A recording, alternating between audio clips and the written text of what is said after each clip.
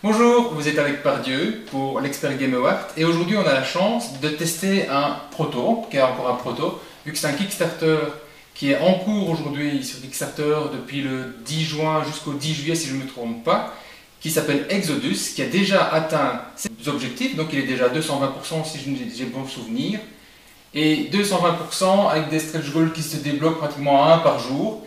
C'est un jeu qui ne peut pas concourir pour l'Expert Game 2019 parce que c'est un jeu de collaboration. Et hélas, on n'est pas trop collabo, mais plutôt l'un contre l'autre habituellement pour l'Expert Game. Mais on a la chance d'avoir Romain qui fait partie donc, des deux auteurs qui ont créé Exodus avec Yann. Ben voilà, on a terminé la partie et miracle, on a gagné. Miracle parce que Romain n'y croyait pas. Non, j'y croyais pas une seconde. On était perdu, tu sais, moi qui étais un petit peu encore fier de tenir notre vaisseau. On a eu de magnifiques guerriers, un soigneur fantastique. Et donc, on a vaincu, on a fermé le rift et on a vaincu tous les méchants qui nous sont tombés sur la tête. Ils sont quand même tous tombés sur notre tête. Ils avaient pris un beau défilé, effectivement, d'avatar là sur cette partie. On en a claqué 4 et même pas mal. Je pense que j'ai à peine une blessure à la fin du combat. Non, les 4 vaisseaux sont arrivés en un seul morceau. Donc, tu vois l'élimination des joueurs, on en parlait. Bon, des fois, ça se passe plutôt bien. C'est passé parfois très juste, mais très bien. Donc si maintenant si on revient un petit peu sur le jeu et qu'on reprend les points de règle qu'on a découverts en fait au fur et à mesure du jeu, ben, qu'est-ce qu'on peut en dire? Comment résumer toutes ces règles-là de manière assez simple?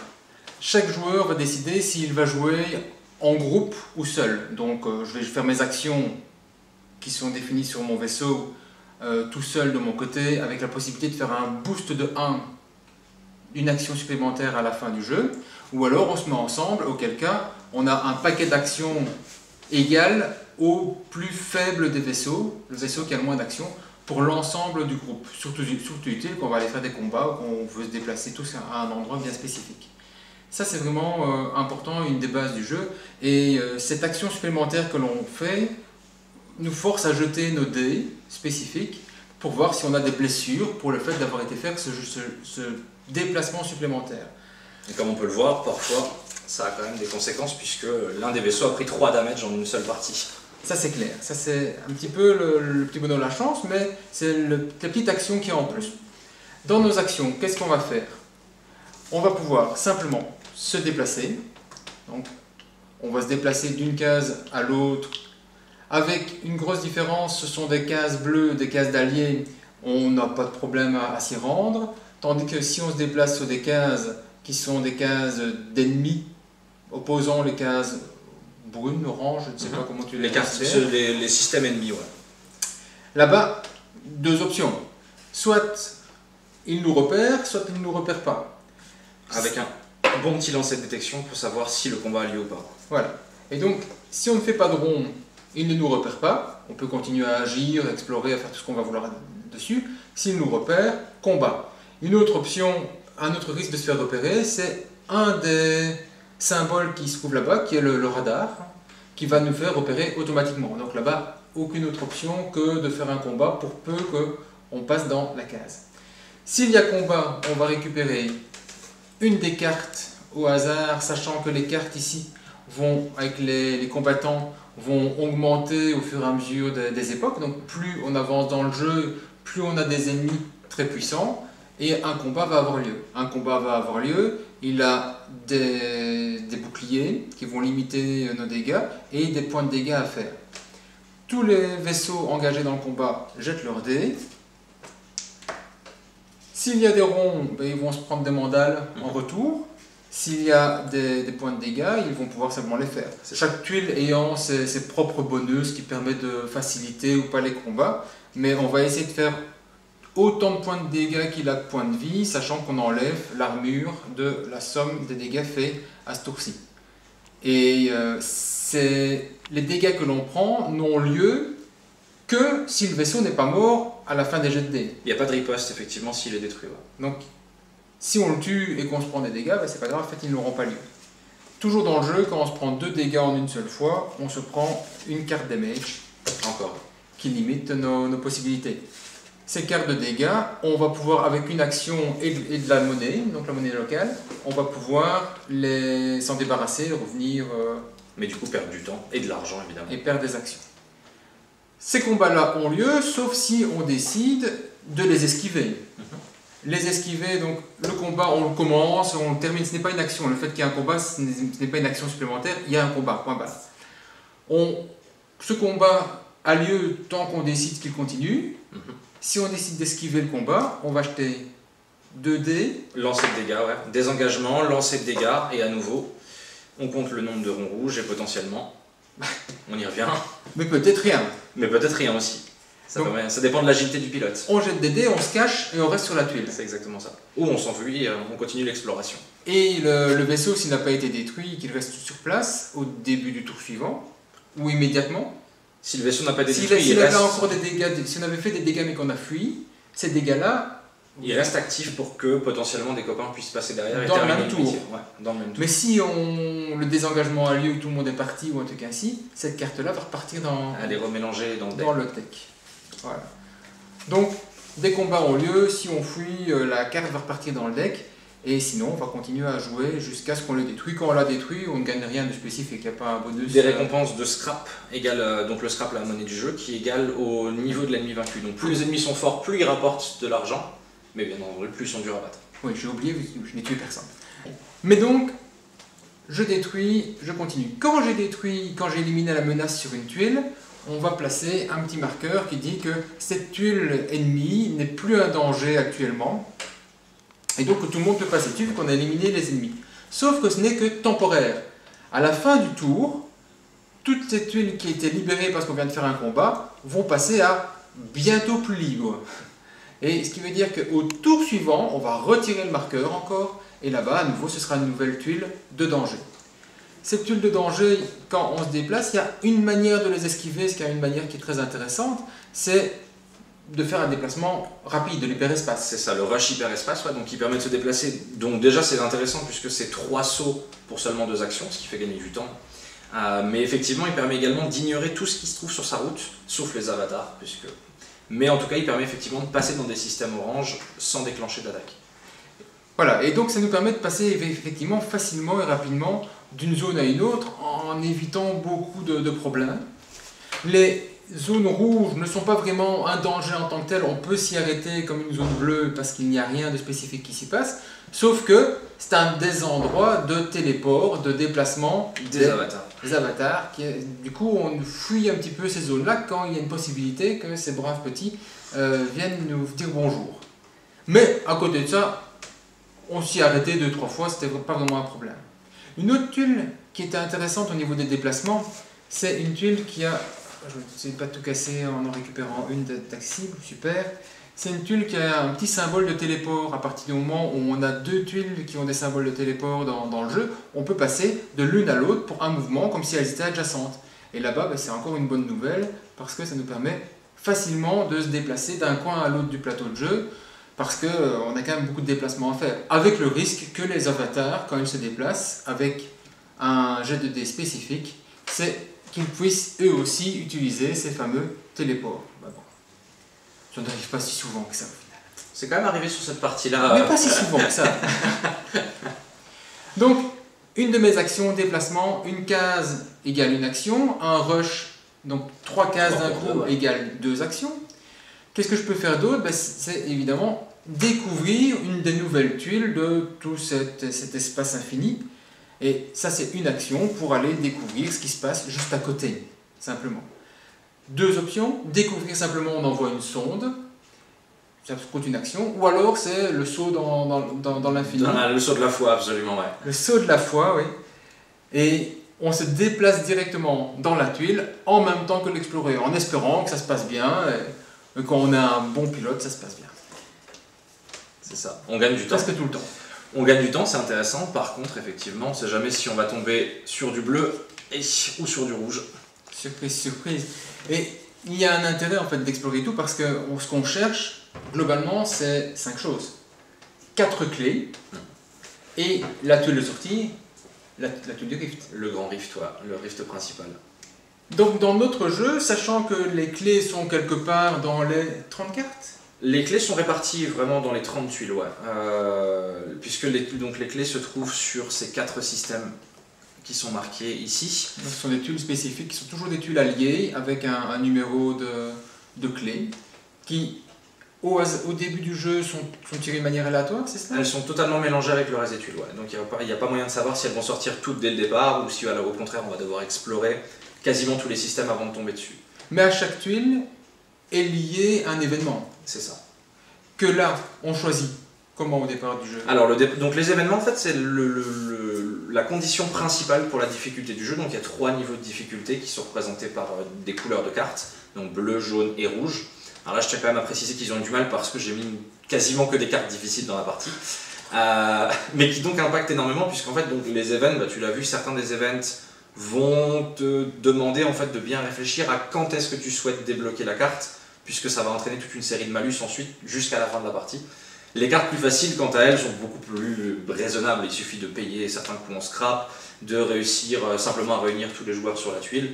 Là, voilà, on avait de nouveaux avatars qui vont plus vite, qui rentrent spontanément sur le plateau. C'était un peu plus compliqué forcément à gérer.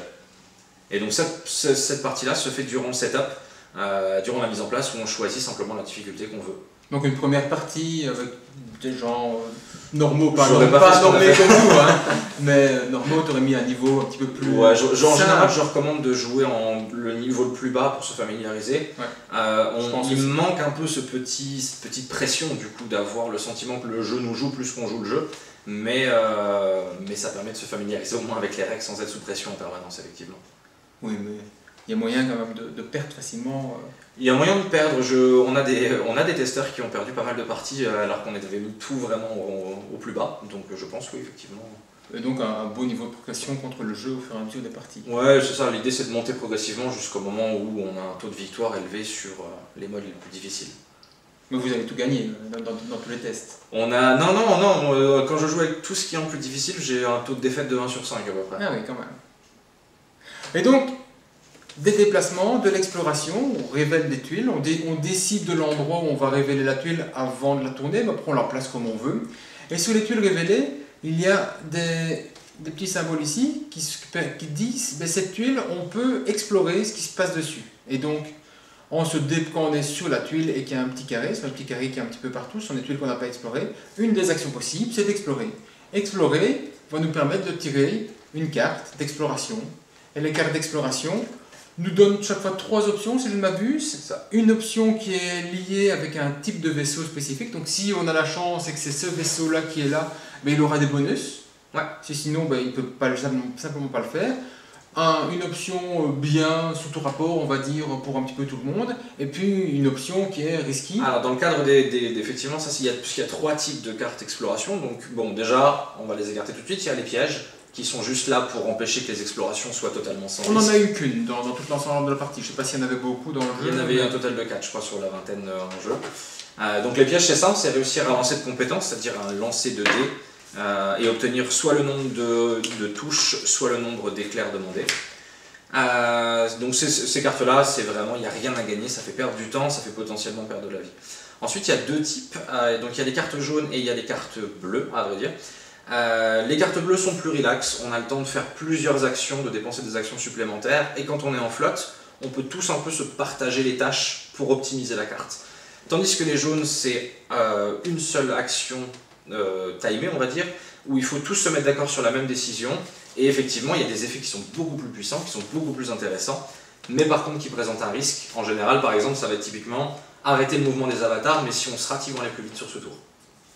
Les jaunes, c'est celles-là que tu appelles les cartes jaunes? Ouais, ce sont les cartes qui s'appellent les cartes de warning, et il y a également des cartes qui sont bleues, qui s'appellent les cartes analyse, comme la première, voilà, juste celle-là. Et donc celle-ci, il y a 3 petites cibles différentes qui permettent de choisir 3 options différentes, et de passer du temps additionnel dessus pour vraiment récolter tous les bénéfices. C'est ça. Et donc ça nous permet, au petit bonheur la chance, de développer, ce qui fait que chaque partie sera de toute façon strictement différente, outre le fait de tirer les tuiles, de tirer les cartes, avoir les types de clés, de résolution des clés, les monstres, enfin il y a tellement de choses qui font que c'est différent que je parle même pas d'idée. Exactement, ouais. Exactement. L'idée c'est vraiment de reproduire cette idée que à chaque partie on a beau choisir les mêmes vaisseaux, la même stratégie, tout pareil, et bien juste le fait que les tuiles parfois ne vont pas se mettre de la bonne manière, qu'on va être obligé de rusher parce qu'un avatar va rentrer, on va prendre un risque en sautant à l'aveugle sur une tuile rouge, et du coup après tout tout fait effet boule de neige et on a vite fait de se faire dépasser par les événements. Ouais. Des petits symboles que on a eu aussi au cours de jeu, c'est le petit plus, c'est-à-dire que l'ennemi que l'on va tirer est un ennemi du niveau ou de carte supérieur. Il vient des renforts directement. Ça, c'est toujours très agréable. On n'était pas prêt. L'autre carte que l'on a eue, ce sont les assistants, les marchands. Les alliés, ouais. Les alliés. Alors les alliés, donc, ils ont deux fonctions principales ici.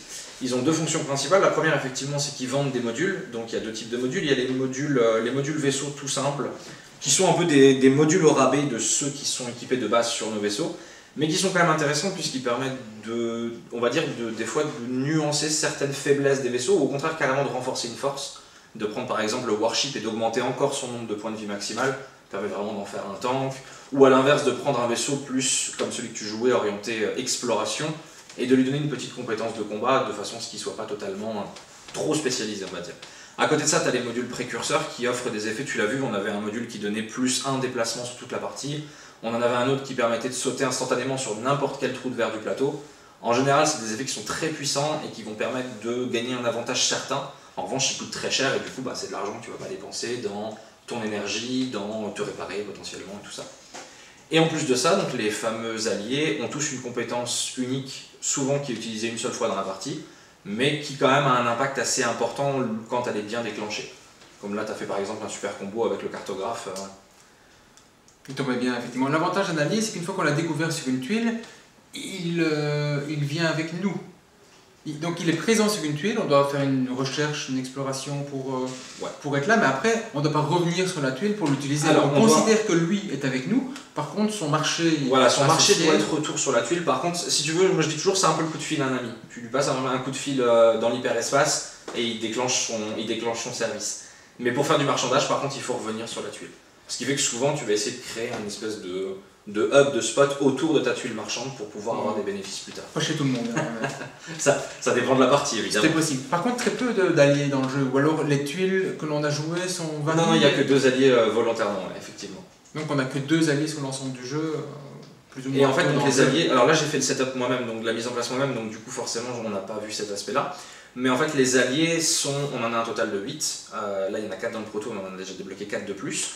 Il y en a un total de 8 qui offrent tous des capacités spéciales différentes. Et en fait, on les choisit au début de la partie, les deux. On choisit des alliés qu'on va avoir, vu qu'on sait qu'il y en aura 2. Exactement. Il y en aura 2, presque. C'est ça. L'ordre sera aléatoire, en revanche, on choisit lesquels. Ce qui permet du coup de soit renforcer la force de son équipe, soit de compléter une faiblesse. Par exemple, de prendre celui qui pacifie 3 systèmes, permet de faire du bien à une flotte qui n'est pas du tout faite pour se battre. Il y a un petit peu de tactique ainsi dans la préparation du jeu. Exactement, ouais. Dans la mesure où on sait quel type de personnage, de vaisseau on va avoir.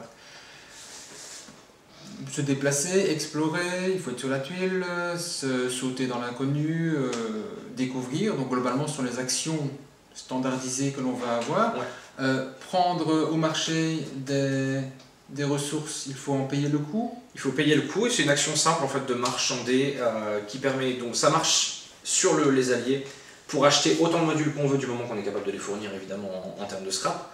Ça marche également entre les joueurs en fait, c'est-à-dire que là c'était un peu intense comme rythme, il n'y a pas eu vraiment beaucoup de temps mort, mais il est possible entre les joueurs de dire voilà j'ai acheté tel module parce que j'ai gagné de l'argent en me battant, je te le donne parce qu'il va bénéficier à ton build, on va dire, ta stratégie globale de vaisseau, ou alors simplement je viens récupérer un peu d'argent parce que j'arrête pas de soigner tout le monde, et il serait temps que vous me payiez un petit peu parce que là j'arrive plus à récupérer. Oui, donc c'est une action pour peu qu'on est dans la même case, dans le même système. On peut faire un échange avec l'autre joueur qui est présent autant qu'on veut en une seule fois. Absolument, ouais. On se met les 2 vaisseaux et on transfère un petit peu tout ce qui se passe. Ça, ce sont nos actions. À la fin, quand tout le monde a joué en solo ou alors en équipe, en flotte rassemblée, on va faire systématiquement avancer le petit marqueur temps qui définit la fin du jeu. Donc fin du jeu, si on était arrivé tout à la fin et qu'il devait encore avancer, on aurait perdu. Exactement, ouais. Mais il avance.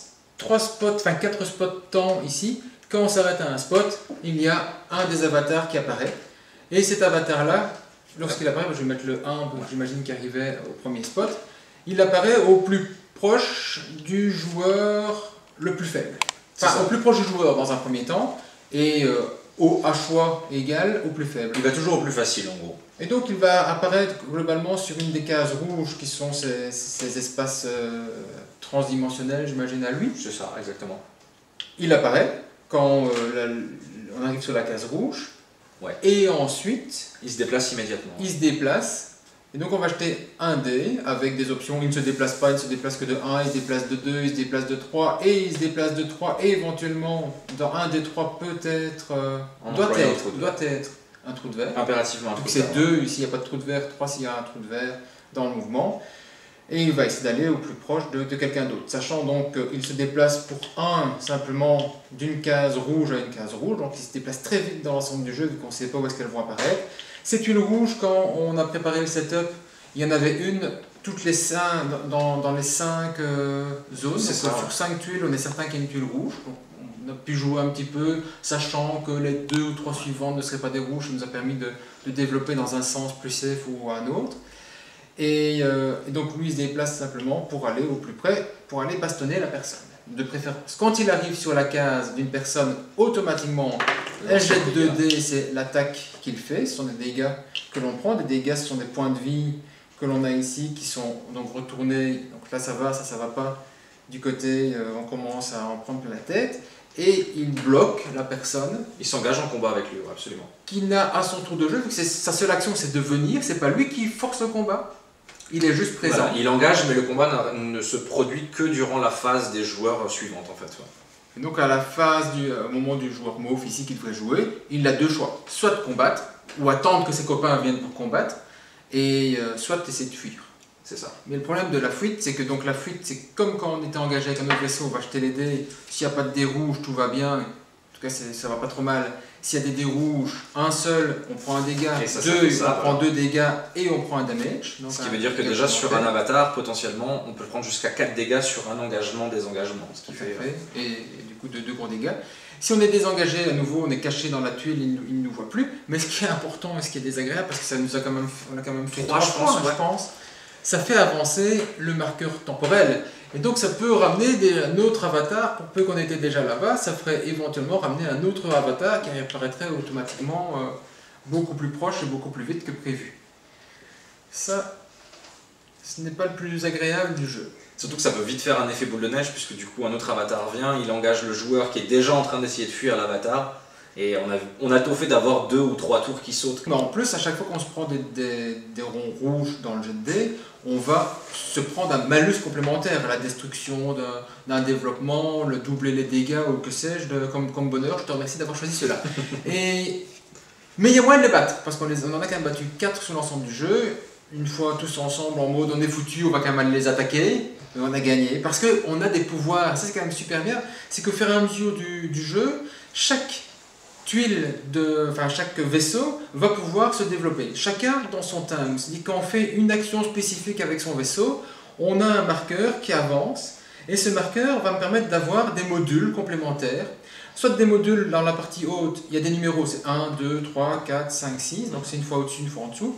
La partie haute qui nécessite de l'énergie. De l'énergie, absolument. Ouais. De l'énergie pour être développée. Cette énergie-là, elle est remise disponible au début de chaque tour, sans rien faire. Et on peut en acheter. Et on peut en acheter, c'est une action chaque fois qu'on va en acheter pour ouvrir des slots complémentaires. Et je vous jure qu'on les a vraiment bien utilisés, bien achetés, parce que c'est ça qui a fait qu'on a gagné le jeu. Sans l'énergie, entre autres du prototype ici, qui permettait de faire sauter les 4 boucliers de l'avatar au fur et à mesure du temps. Le guerrier faisait que quand il faisait un mauvais jet de dés, il relançait, et qu'en plus ce dé qui était relancé était doublé avec une chance incroyable. Je me demande ce que faisait son mari pendant ce temps-là. Virginie a pu faire des 3 doublés, 6 points d'un coup, et ça, avec un bouclier qui est sauté, ça a bien il y a eu des belles synergies de dés, effectivement. L'avatar. Sachant que la dernière fois quand il meurt, les points de dégâts, donc les ronds rouges qu'il devait nous infliger, ne sont pas pris vu qu'il n'a pas pu répliquer. Donc ces développements-là ont lieu automatiquement, on doit les dépenser avec de l'énergie quand c'est au-dessus, quand c'est en dessous, on choisit entre 2 côtés, au-dessus aussi d'ailleurs, on choisit chaque fois à quel pouvoir on veut utiliser des 2, ce qui nous semble le plus utile par rapport à la configuration, par rapport aux joueurs qui se trouvent là en fait. C'est un mélange entre des sous-classes avec des spécialisations un peu marquées, mais effectivement ça permet aussi de compenser, par exemple, quand le drone spécialiste qui répare énormément est en jeu, le warship peut se spécialiser plus sur le dégât que sur mitiger un peu ce qu'il va subir lui de son côté. Et donc, on joue, on déplace, les avatars avancent, ils viennent essayer de nous taper la tête. Un truc intéressant et important, c'est que quand un avatar est quelque part, on ne peut pas passer avec un hyperspace rush. Ils sont incontournables partout. Dans sa case. Bah, tu as bien vu, le seul moyen de les éviter, c'est les trous de verre. Ouais. Mais on n'est jamais 100% à l'abri, puisqu'ils ont ce fameux trou de verre sur le dé, qui fait que parfois ça se retourne un peu contre nous aussi.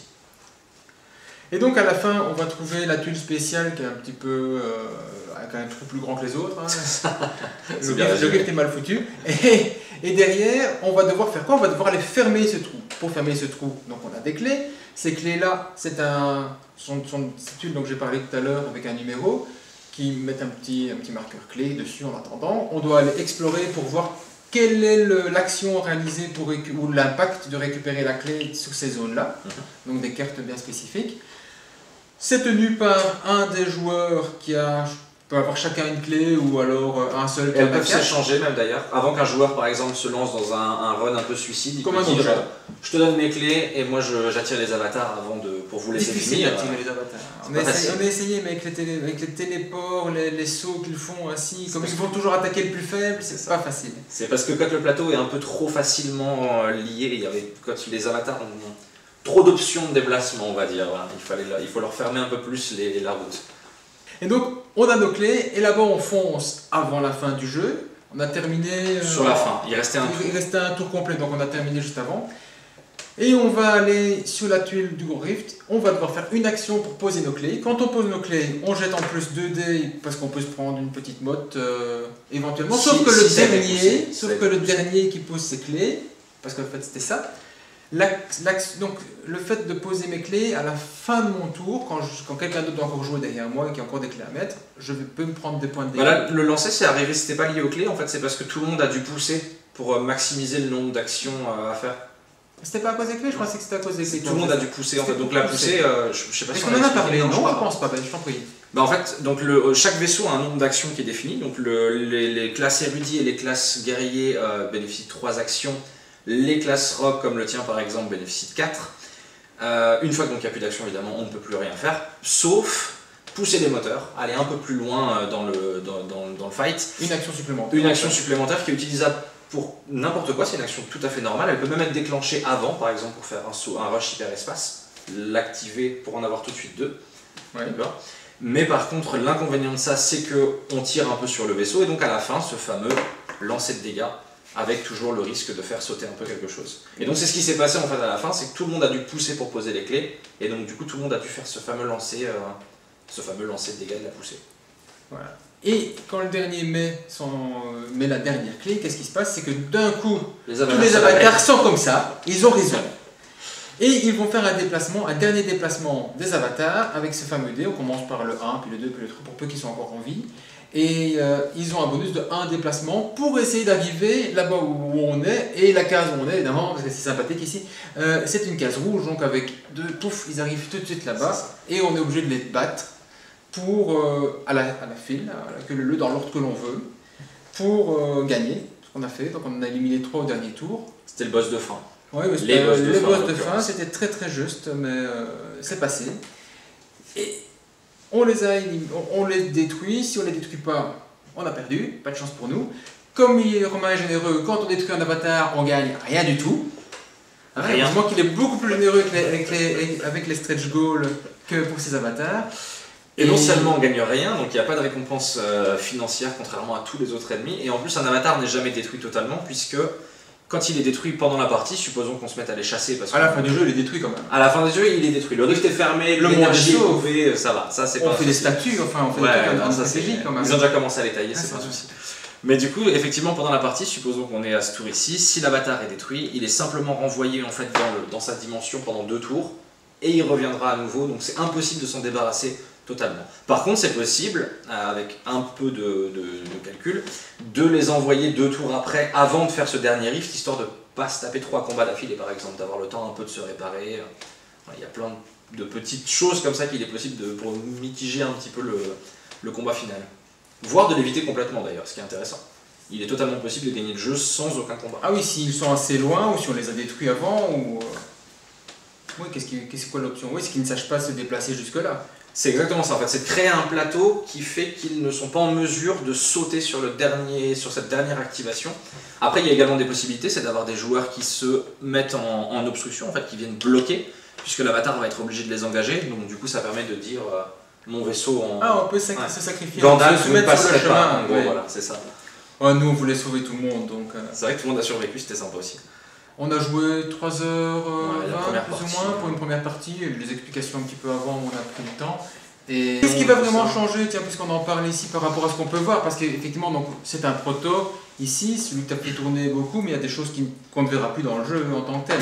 Pardon. Non, effectivement. Alors déjà, je peux déjà te dire ce qui a changé dès à présent.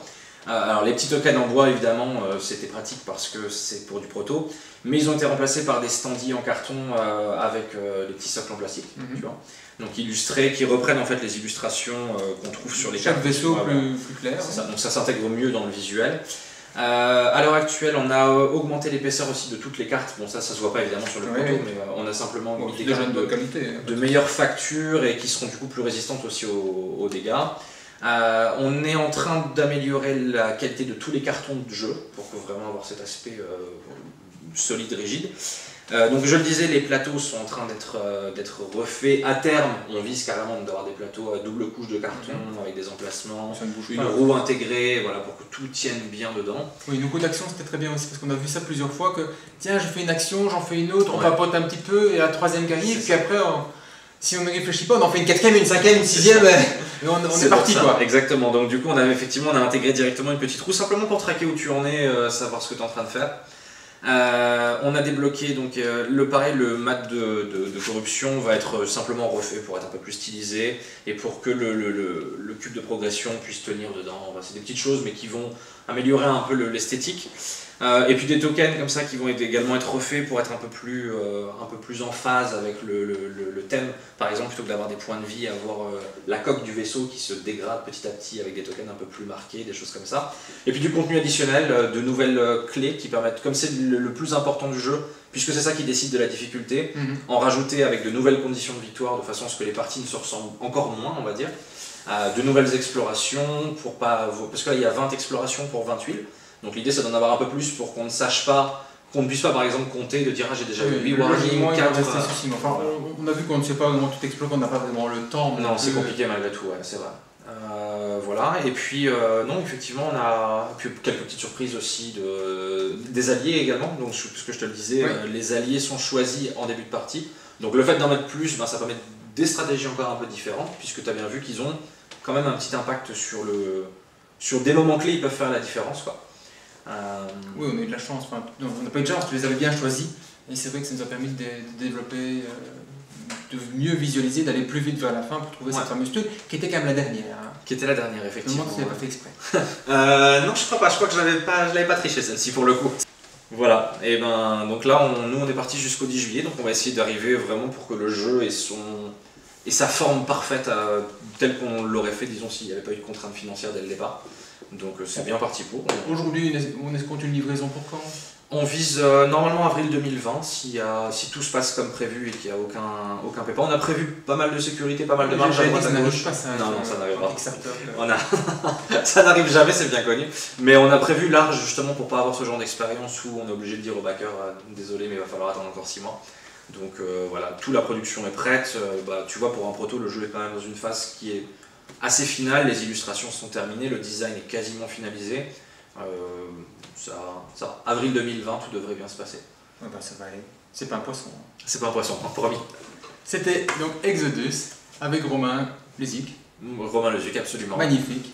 Et on se revoit, j'espère bientôt. En tout cas, j'espère que vous allez pledger et profiter comme nous, on l'a fait ici, de sauver l'univers dans ce chouette jeu collaboratif.